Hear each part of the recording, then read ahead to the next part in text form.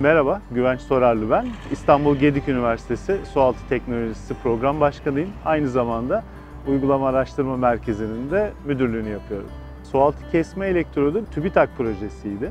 Yaklaşık 2,5 yıldır çok büyük emeklerle yaz demeden, kış demeden denizin içinde İstanbul Gedik Üniversitesi ve Gedik Holding Ar-Ge birimi tarafından ortaklaşa yapılan bir projeydi. Yurt dışı muadillerine göre yaklaşık %60-%70 daha üstün performansı veren bir elektrot ürettik.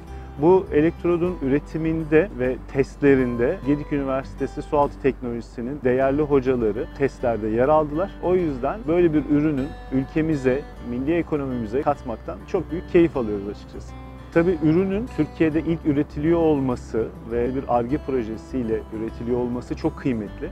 Çünkü tamamen bilimsel yöntemlerle ve profesyonel bir ekiple hem üretim aşamasında hem test aşamasında çok büyük emekler var. Milli ekonomimize bu ürünü kazandırmanın ayrı bir gururunu da yaşıyoruz açıkçası. Bu proje kapsamında tabii aynı zamanda bir kaynak elektrodu da hem tasarım aşamasında hem de üretim ve testler aşamasında yapıldı.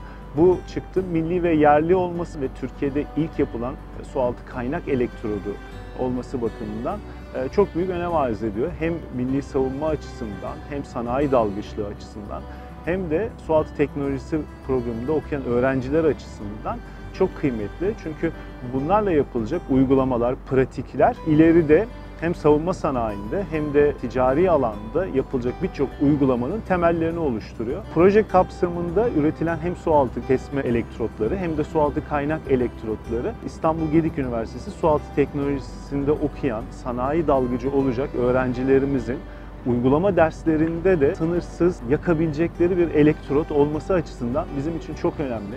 Bu bağlamda hem paramızın yurt dışına gitmeyecek olması hem de kendi ürettiğimiz elektrotlarımızı kendi eğitim sahamızda kendimizin ders aşamasında kullanacak olması aynı zamanda bir keyif ve bir gurur bizim için.